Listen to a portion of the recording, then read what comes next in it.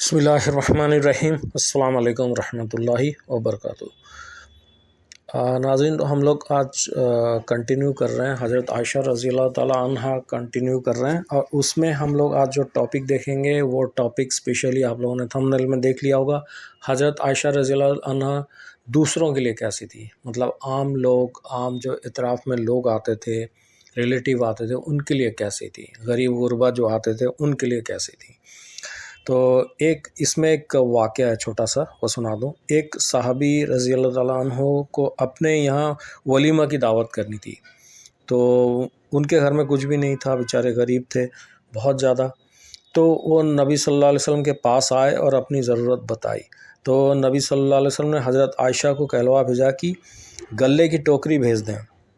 تو ام المومنین نے کیا کیا، گلے کی جو ٹوکری ہے، یہ بھاری گلے سے پورا بھری ہوئی تھی وہ ٹوکری، اس کو جیسے ہی رکھی تھی ویسے ہی حکم دیکھے، اسی کو کہتے ہیں حکم، جیسا بھیجا تھا وہ جیسا رکھا ہوا تھا ویسا ہی بھیج دیا۔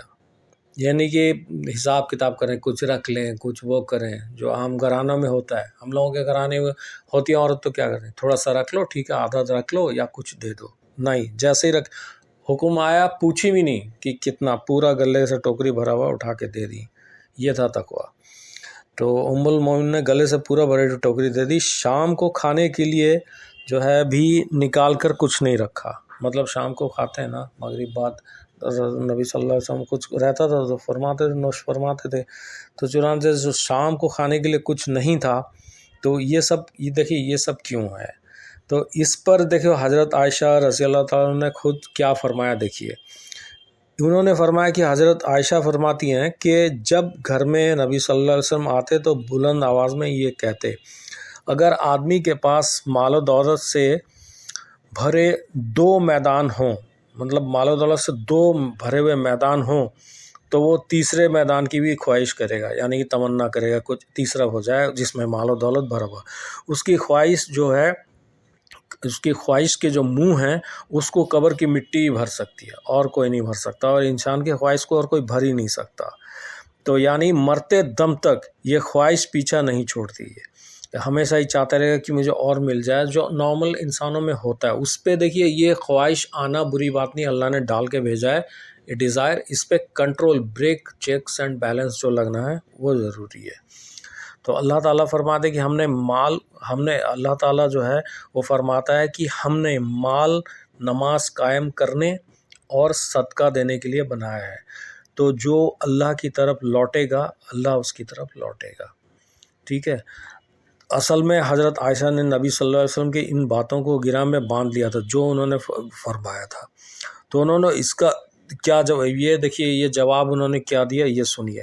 نبی صلی اللہ علیہ وسلم کے گھروں کا انتظام حضرت بلال رضی اللہ تعالیٰ عنہ، پچھلے ہم نے اس میں بتایا تھا ویڈیو میں کہ جو ہے حضرت بلال کے ذمہ لگا تھا کہ جتنے بھی آپ صلی اللہ علیہ وسلم کی پاک بیویاں ہیں ان کے پاس جتنا سامان جو ہے وہ غلہ 1 سال کا جو ہوتا تھا، 1 سال کا غلہ ہوتا تھا، وہ بھیجتے تھے آن ایوریج، کتنا کوئی 10,000 بولے تو 12,000 درہم پر، اتنا بھی نہیں ہوتا تھا، 1 سال کا غلہ وہ بھیج دیتے تھے، جیسا کہ وہ ہوتا تھا، کبھی کبھی وہ بھی نہیں ہوتا تھا۔ تو آج ہم لوگوں کا خرچہ جو ہے، میں نے اس اعتبار سے بھی دیکھیں تو لاکھوں میں ہے، ہم لوگوں کا گھر کا خرچہ جو ہے سال کے اعتبار سے اگر دیکھیں، اور بھر کے گھر میں سامان رکھتے ہیں، ٹھیک ہے۔ تو اس وقت جو ہے سلیکٹڈ چیزیں ہوتی تھی، وہ بھی کیا، جو نبی صلی اللہ علیہ وسلم کے انتقال سے پہلے جو ہے نا، سارا معاملہ یہ تھا کہ سارا عرب جو ہے آپ صلی اللہ علیہ وسلم کا، عرب کا پورا جو ایریا ہے آپ صلی اللہ علیہ وسلم کے خلافت میں آ چکا تھا، یعنی کہ اس کے چیف اسٹیٹس مین جو تھے آپ صلی اللہ علیہ وسلم تھے، اس کے باوجود بھی سلیکٹڈ، بس اتنا ہی ہے۔ اور وہ بھی کیا، تمام علاقوں کا خزانہ آتا تھا، لیکن دیکھو گھروں کا یہ حالت تھا کہ گھر میں جو ان کے حصے کا بھی آتا تھا آپ صلی اللہ علیہ وسلم کا، اس میں سے بھی غریب غربا آتے تھے، ان کو دے دیتے تھے۔ ہمارا کیا معاملہ ہے، اسی اللہ نے زکوٰۃ بہت آسان کیا۔ زکوٰۃ کا معاملہ یہ ہے کہ جو بچے ہوئے پیسے پہ لگتا ہے، نہ کہ یہ ظالم حکمران کے طرح نہیں ہے کہ انکم پہ بھی ٹیکس لگائیں گے، چاہے کسی بندے گھر کے کسی کے ممبر 5 فیملی کے ممبر ہیں تو اتنے ہی ٹیکس ہے، 3 فیملی کے ممبر ہیں، 10 فیملی کے ممبر ہیں تو اتنے ٹیکس، ایک فکسڈ اماؤنٹ ہے، سود خوروں کے دوارا لگایا ہوا ہے، بس ان کو خود فکسڈ اماؤنٹ یہ لیں گے، چاہے آپ مرو، آپ قرض دار ہو، کچھ کوئی مطلب نہیں، اتنا آپ نے کمایا تو اتنا ٹیکس دو۔ اس کے علاوہ جی ایس ٹی جو مصیبت ہے، لعنت ہے، یہ اور الگ سے، اس پہ الگ سے کبھی وہ معاملہ ہے، ویڈیو بنے گا الحمدللہ۔ اسلامک فائنانس کا بھی میرا وہ ٹاپک تھا، تو اس پہ میں بناؤں گا، یہ الگ بات ہے۔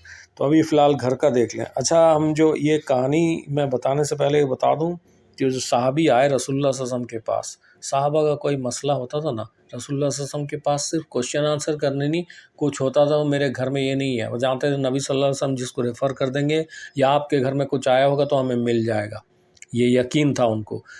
آج کیا ہے، یہ ٹاپک ہی نہیں ہے، بس تھوڑا سا ہنٹس دیتے رہا ہوں۔ بڑے فخر سے ویڈیو بنا کے بھی ہمارے وہ جو ہے نا، کچھ ہمارے وہ قسم کے لوگ ہیں بٹرنگ جو کرتے رہتے ہیں اپنے نیتاؤں کو، وہ ویڈیو بنا کے بھیجتے ہیں جی پرائم منسٹر آنے سے پہلے، انڈیا میں ہوں تو میں انڈیا کا بتا رہا ہوں کھول کے، 15 منٹ سے پہلے سب کو وہاں سے ہٹا دیا جاتا ہے۔ جو پرائم منسٹر آنے سے پہلے اس کے کمانڈوز، اس کے سیکیورٹی ہٹا دیتے ہیں لوگوں کو، وہ لوگوں کا کیا دیکھ بھال کریں گے؟ ایسا نہیں کہ سیکیورٹی نہیں ہونی چاہیے، بالکل کمانڈو سیکیورٹی ہونی چاہیے۔ تم اتنے ظالم قسم کے ہو کہ تم نے اپنے اطراف میں جو ملک کے لیے ہونے چاہیے کمانڈر، تم نے پرسنل وہ رکھا ہوا ہے تاکہ ہمیں کوئی مار نہ دے۔ تم سے اتنے آدھے سے زیادہ لوگ ہیں، صرف مسلمان ہی، ہندو بھی نفرت کرتے ہیں، تو کیوں کرتے ہیں؟ یہ نہیں دیکھا ان لوگوں نے کہ نفرت کرتے ہیں، کیونکہ تم لوگوں کے لیے نہیں، اپنا کرسی بچانے کے لیے کام کرتی ہے۔ یہی حالت بھی مسلمان حکمراں کا ہے، بلکہ بعض مسلمان حکمراں کا ایسا معاملہ ہے کہ وہ ان ہندوؤں سے بھی زیادہ ظالم ہے۔